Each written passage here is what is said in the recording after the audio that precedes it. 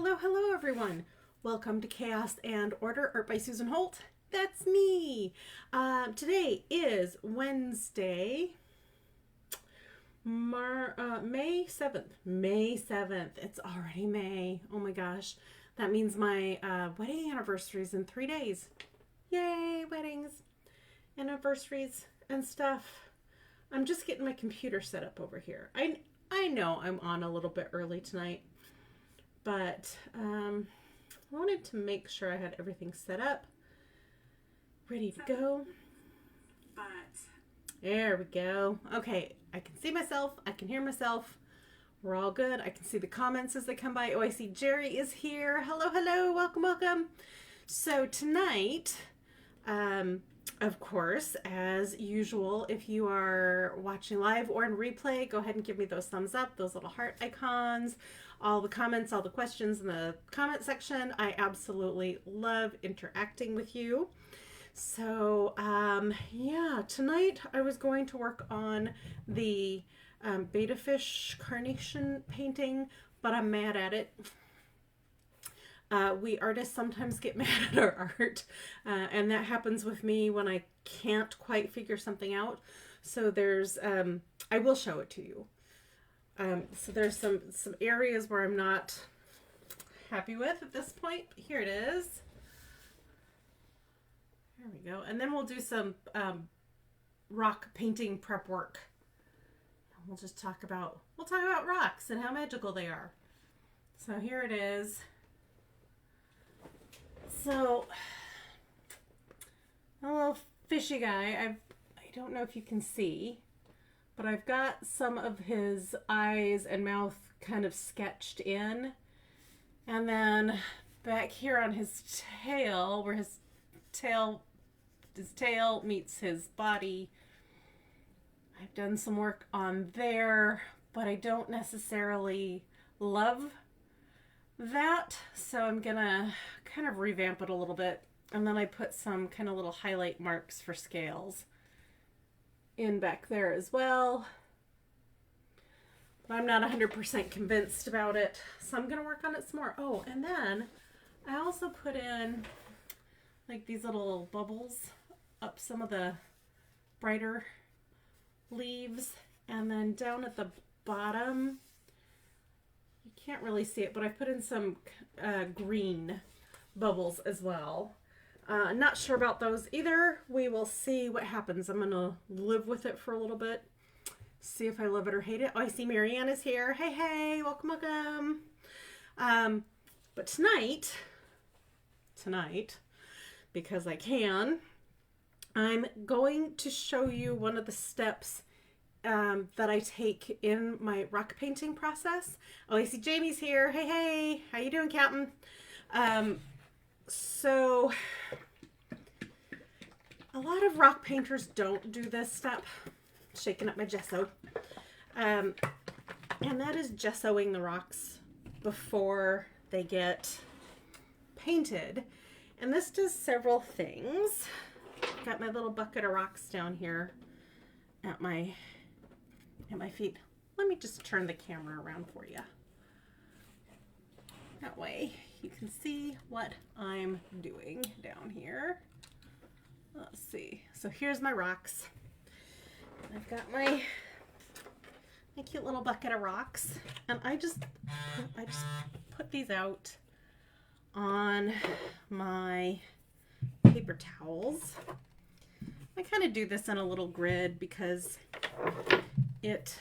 when I go in to do the second coat, I know which rocks have their second coat and which ones don't. It just kind of keeps me organized,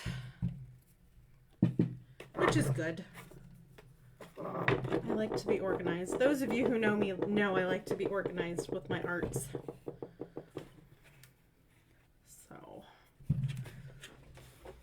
I got all my little rocks out of my little bucket that I want to paint. Well, not paint. We're not painting yet. We're gonna do gesso. So I have my gesso. I have my little cup that I'm gonna use. Put the camera over here.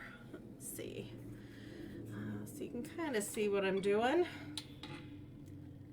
There. So I'm shaking up my gesso, and it's important to shake up your gesso because a lot of times the heavier stuff settles down at the bottom, and that's something you're going to need, especially on painted rocks, because it's the stuff that's going to fill in the little holes and some of the little pits and stuff, because rocks are not smooth unless they're tumbled, and if you're going to tumble your rocks, then you don't need to paint them. So these are just some little rocks that that I have picked these up over at my bestie's house and brought them home, and then I washed them with a scrub brush and soap, dish soap, so that they are dry and ready to go, and I put them in my little bucket so they don't run away, run around, do things I don't want them to. Okay. And then I have my rinse water container is over here. My brushes are over here. Oh.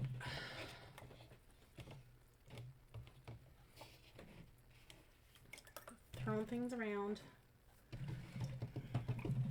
And I'm not wearing my painter's apron today because I went and got more rocks from Jennifer's house, and I'm still a little overheated, so I will not be in my apron today. Too hot. So the way I do this, so I pick up the rock. This is so easy, and I just paint on a layer. Try to make sure it doesn't have any little lines in it, because those can be raised if you do more than a layer or two. But I want to make sure that a bunch of this texture gets filled in. Not only does the gesso help with that, but it also helps by evening out the colors in the surface of the rock, because now it's just going to be all white, and gesso can be any color. So if you want to do like super fancy underpainting, you just tint your gesso with some paint. And I'm only going to do one side right now, because then the gesso has to dry. And yes, I get it all over my hands, and it's fine. I have my towel in my lap, and I just wipe it off.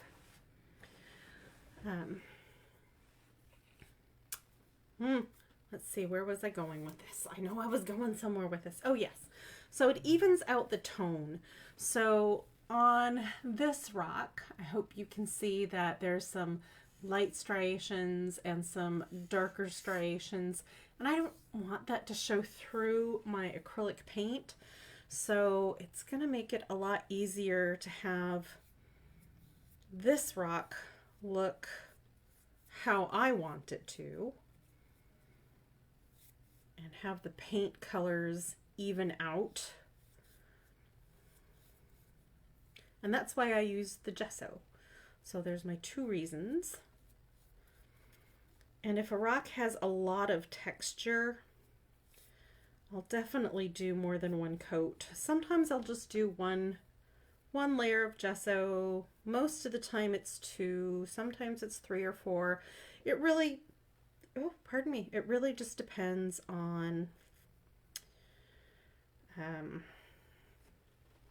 what I want to put on that rock. If I want to put something smooth on that rock, or want to draw or paint something that's a little bit more intricate, it's definitely getting more gesso.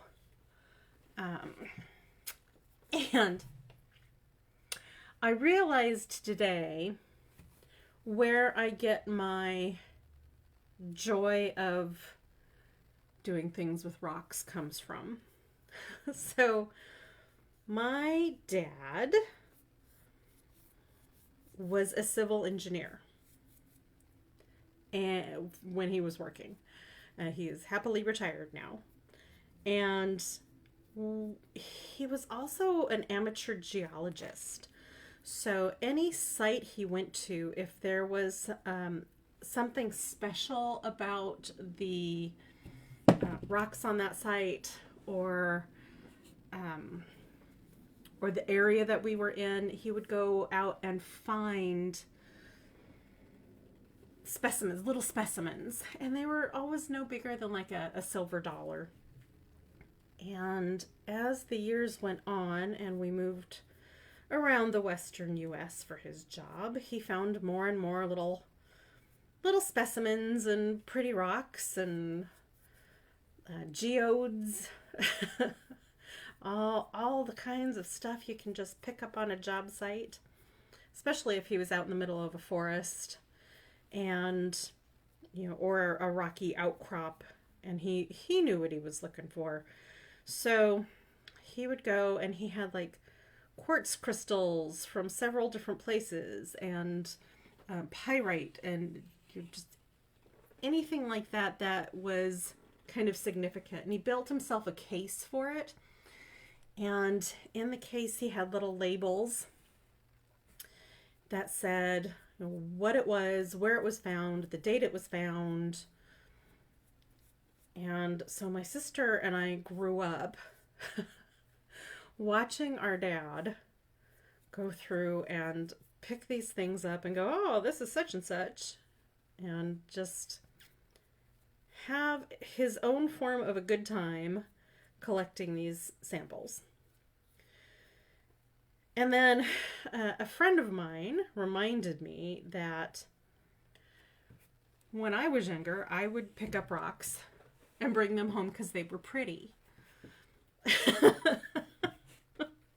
So, they had to, I was very specific in my likes for my rocks. So if you've ever, picked up a rock and put it in your pocket because it looked cool, I'm right there with you.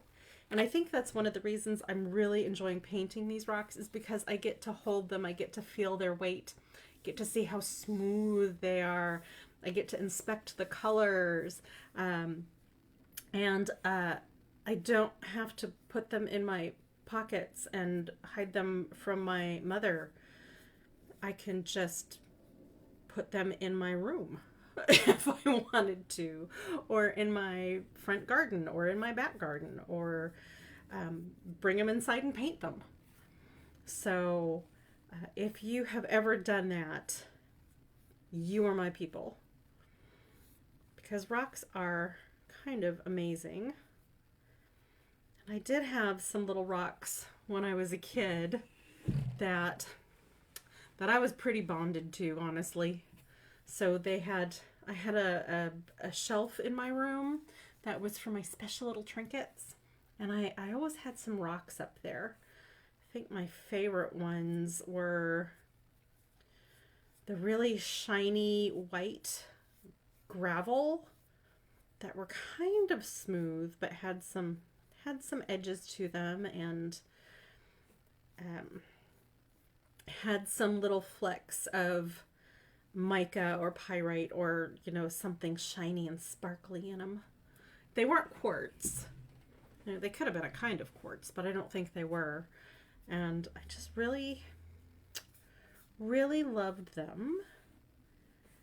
And so I think that's why I love painting rocks, because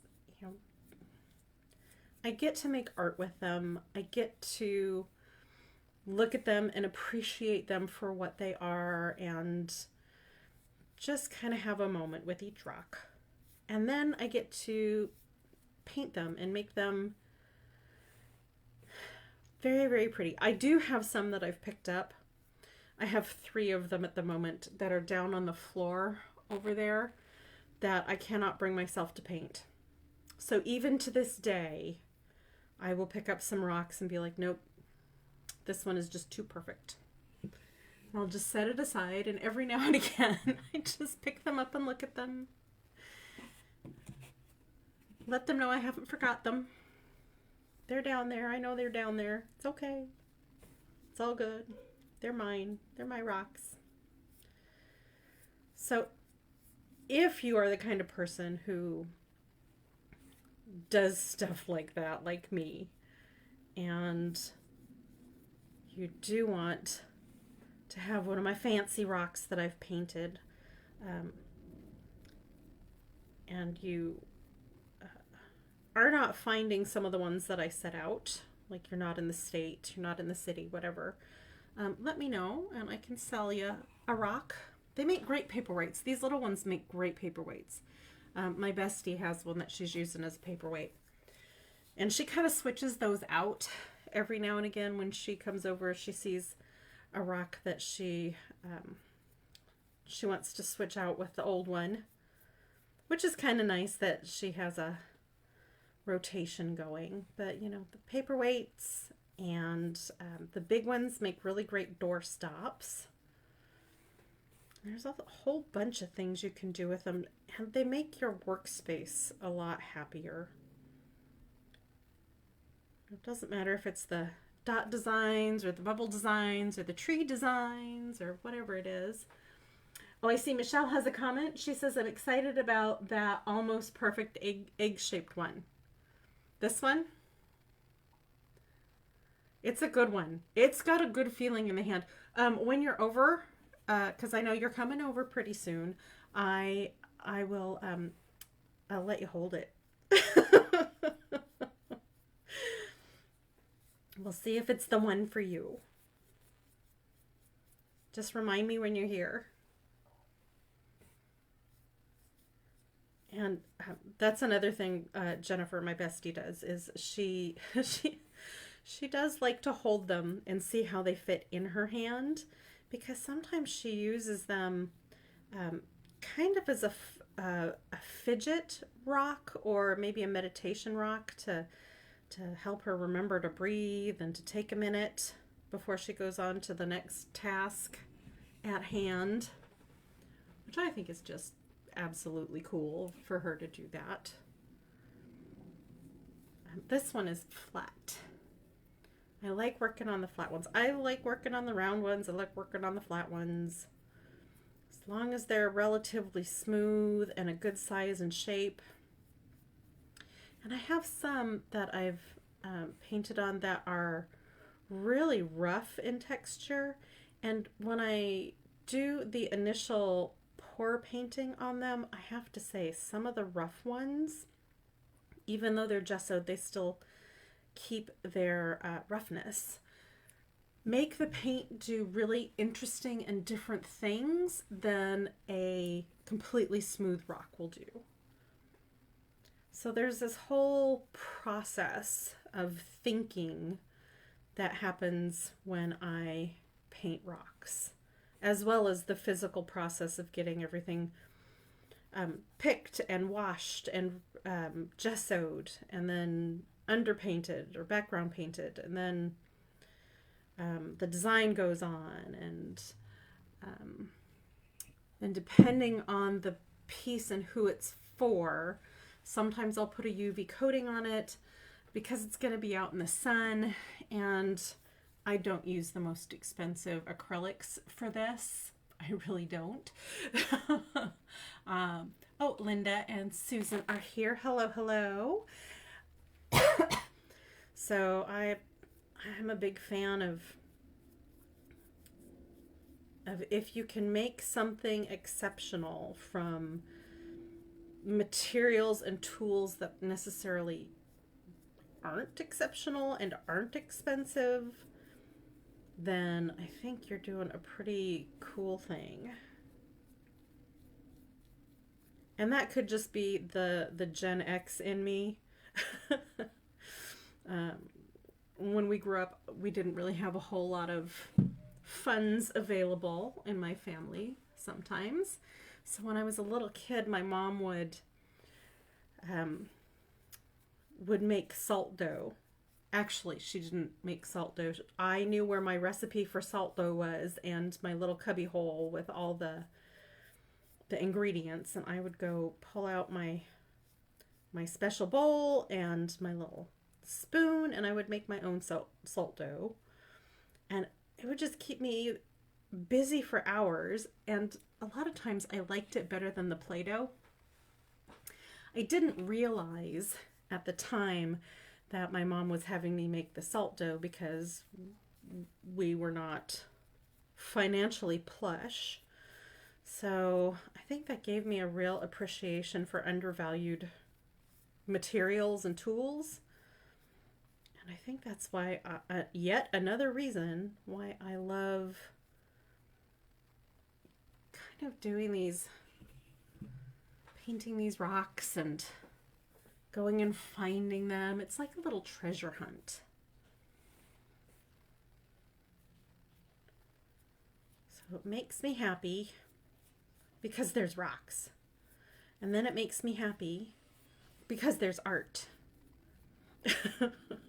And then it makes me happy because I see the joy on people's faces when they pick one up and they look at it and they hold it and they bond with it. And I think that these are just special. And I love making them. So it brings all my loves together in one fun little piece of art. I honestly like painting on rocks some days better than I like painting on canvas. And you all know how much I love painting on canvas. So, Michelle, here's another good one that's egg-shaped. I think this one's kind of got a prettier shape and a better feel in the hand. But I'll show them both to you when you're here.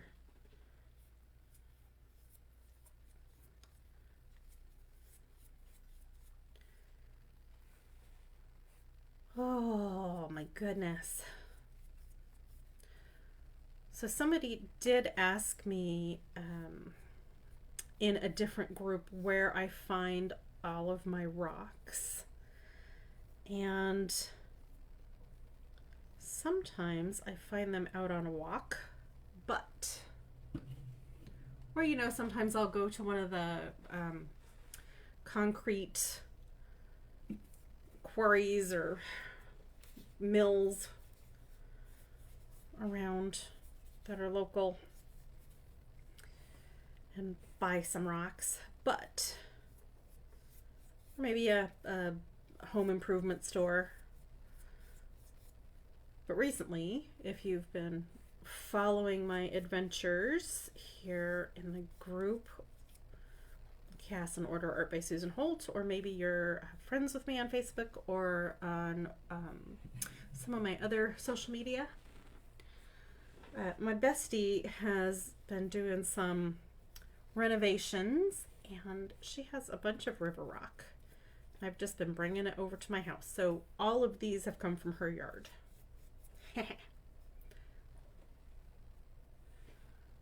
Oh, Anne is here. Hi, Anne. So that is where I've been getting my rock these days. Been bringing it over from the bestie's house. Now I have been leaving her painted rocks. And I do have a painting for her that I need to finish up. She knows it's here. I gave it to her and I took it back because I want to revamp it a little bit. 'Cause something was bugging me about it. So I think it's a good trade. Art for rocks.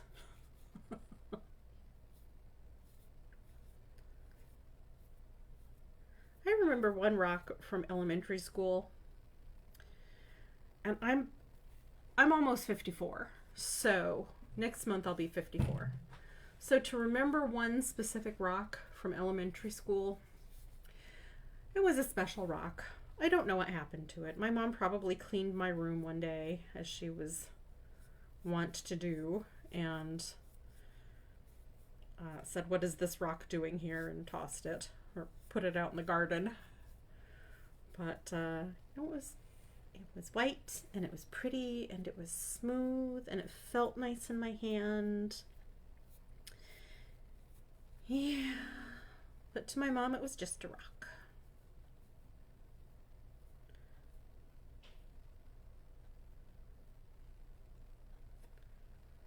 Oh well.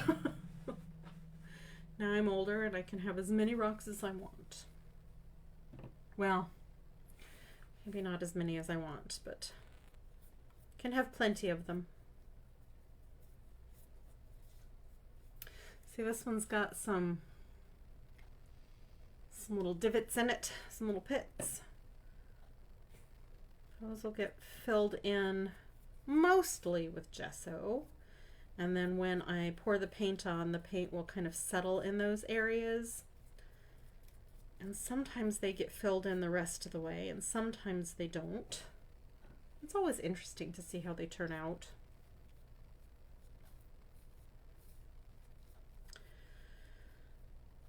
I just met someone in a parking lot that I didn't know, a well-lit parking lot.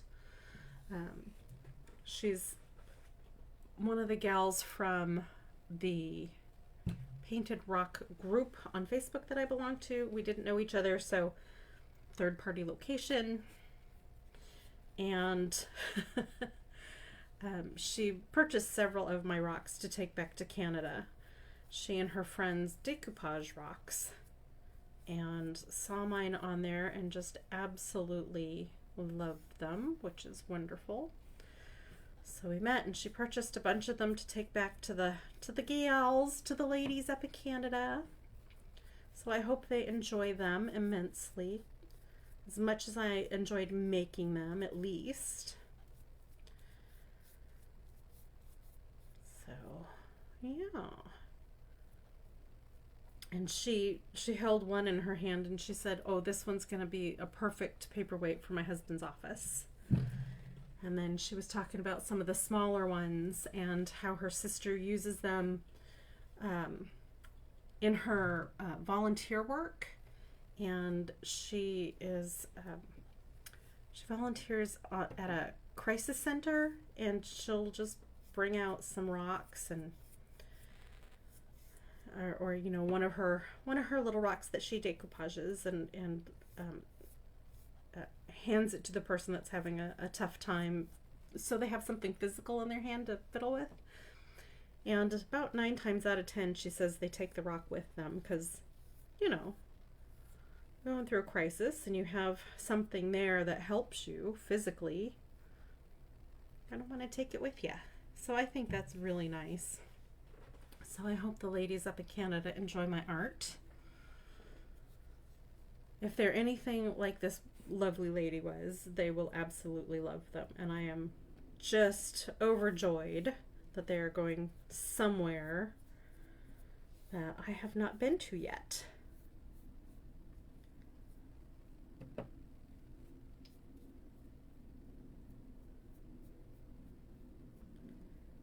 And then I told you that my cousin had me ship rocks to her daughter for her grandkids just before Easter.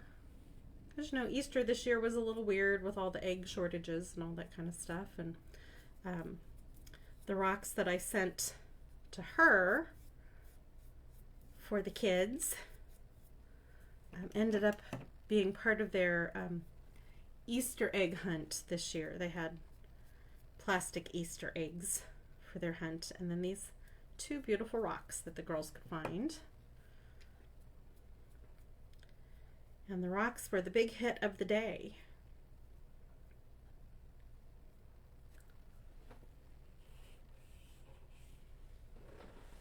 So this is the second coat on this side of these rocks that I'm doing. Get a little bit more gesso in my cup.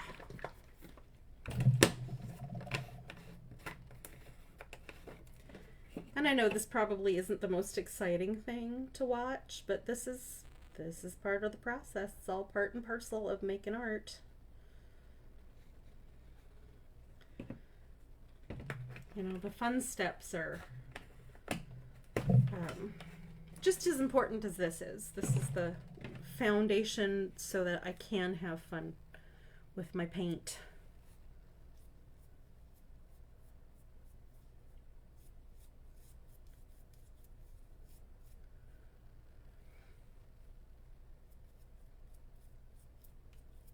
Oh, and I have one friend that asked if she could get a rock for her mom for Mother's Day, because her mom's already got a whole bunch of jewelry and too much art on the walls already.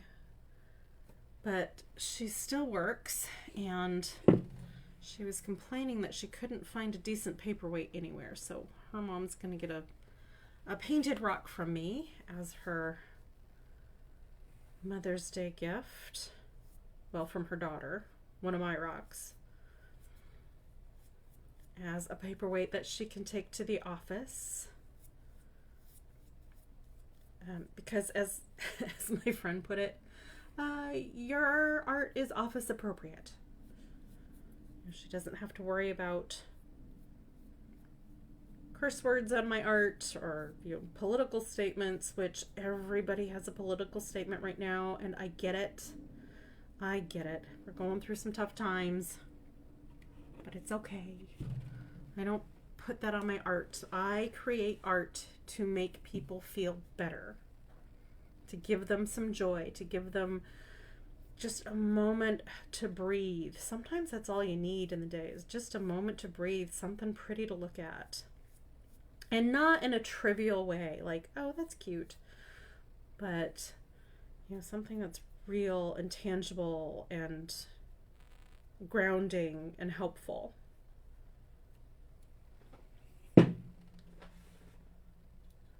Oh, Faye is here. Hey. She says an artfully decorated weapon is always a good gift. Bonus that it's pal made. Thank you. I would not suggest using my art for weapons. That being said, I have imagined some of my larger painted rocks being jettisoned via trebuchet. Yeah, because why not? You cannot fling pretty rocks.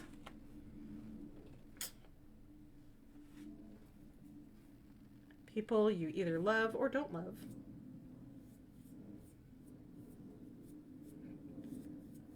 Then is that really living? I mean, yes it is. Don't get me wrong. Yes it is. Thank you for the hearts, Faye.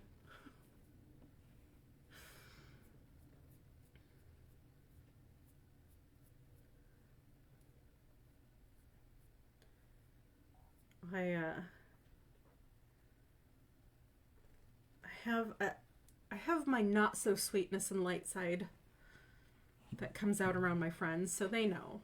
They get it. Sometimes I'm grumpy and angry.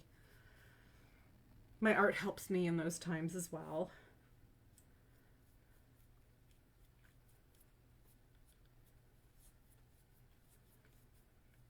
But if my art helps other people, or should I say when my art helps other people, that's just the icing on the cake.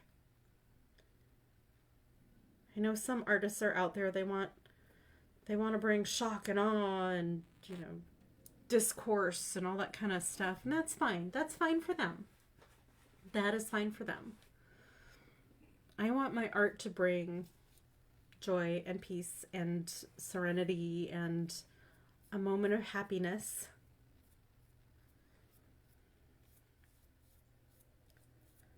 And some people have said that's contrite. Oh well. They can make their own art.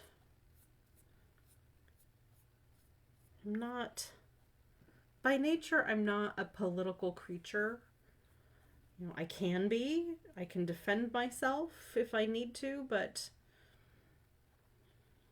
I'd rather put my best foot forward.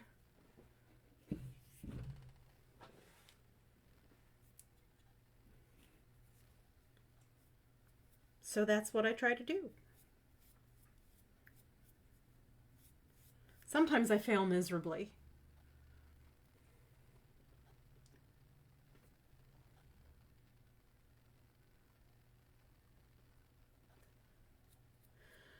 Faye says, When one wants to fling something, fling it with all the decorated artwork one can fling. I don't know any boring flingers. Yeah. Indeed. A boring fling is when the trebuchet misfires and the rock goes straight up and then straight down. It's also a very dangerous fling.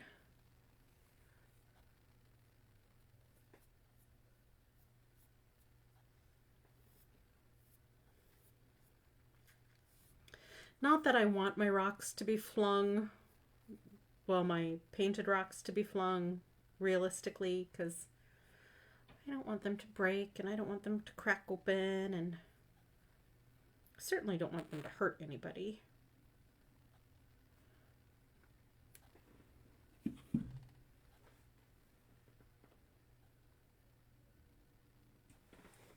trying to help, not hurt.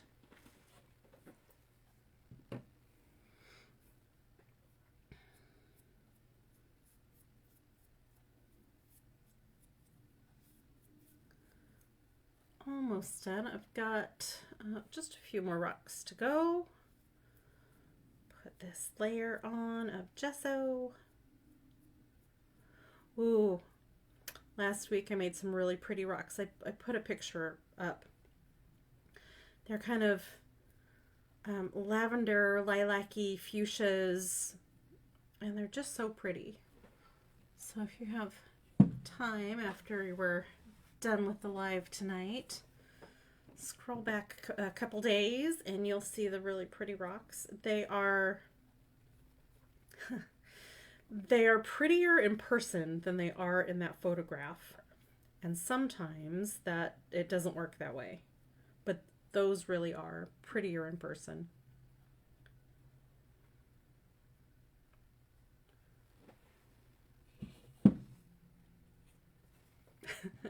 My husband will tell you that I get excited when rocks are really pretty, and I'll make sure that I show him, like show and tell.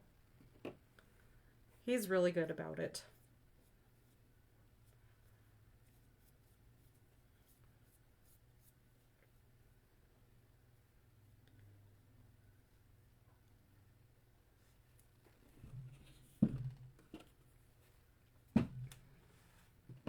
So I'm thankful for his support and his encouragement. So thanks, babe.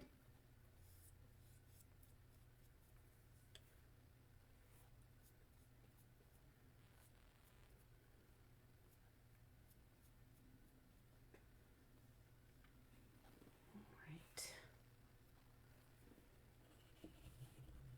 Got 6 more rocks. I'm gonna hang in there with me for 6 more rocks. I hope you do.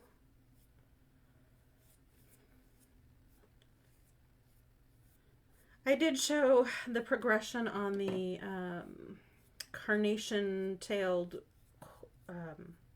betta fish painting that I'm working on earlier in this live. So after this is done, if you want to go back and take a look at it, I'm at the point where I'm just tired of looking at it, so I'm trying to finish it up. And I did some more work on it. I'm just not 100% happy with it, but I know how to fix it. I know kind of the direction I want to go with certain areas. So we'll see what happens.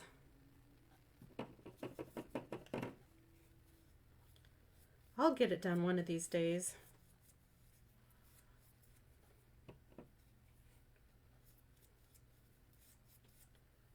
But I think my brain just has to think about it. Consciously, subconsciously. All the consciously's.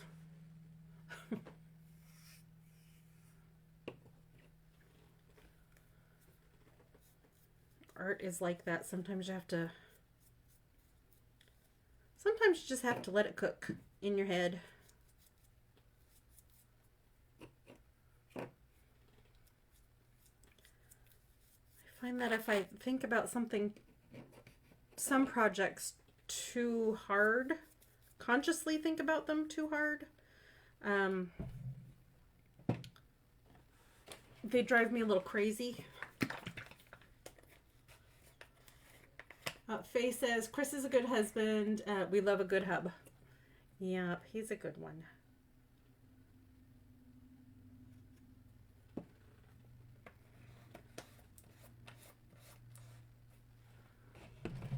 I didn't date a whole lot of really great guys when I was younger, but I married a good one.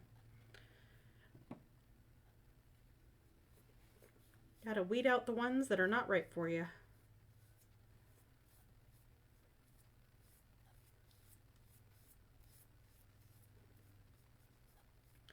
Oh, also this gesso is really wonderful because sometimes when you wash a rock, you scrub a rock to get it clean, it has pores and areas in the rock itself that don't want to give up the dirt. So this covers all that up. And here in Arizona, we have valley fever in the dirt.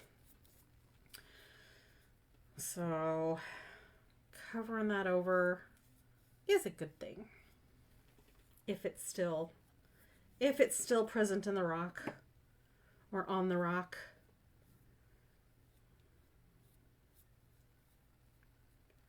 Valley fever is a fungal infection that gets in the lungs. My dog Belle had it. If you remember my studio dog Belle, she had it, and it is treatable, and she lived a relatively normal life with her meds. So it's no longer a death sentence unless you catch it too late.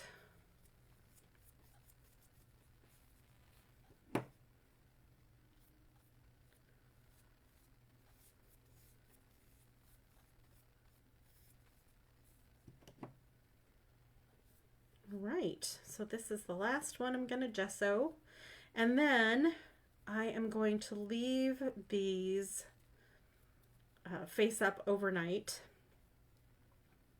and let the gesso not only dry but cure. That way I can flip them over without scratching or smudging or smearing the gesso that I've just spent all this time putting on there. Gesso back. And the nice thing about gesso, you can just pour the stuff you didn't use back into the bottle. Use it again. And this is a large bottle because I've been working on so many rocks that I knew the little bottles were not going to be enough. Put those over there in my rinse bucket. Lid back on. Da, da, da. Put this down on the floor. All right. And then, oh, Chris is on. Chris says he tries with a heart. Thanks, babe. He says right now he's a cat resting spot. Apparently, Studio Cat is on his lap. And that's fine. This is what my hand looks like after putting gesso on. And if I just paint these a plain background, it's also what it looks like when I use the color white.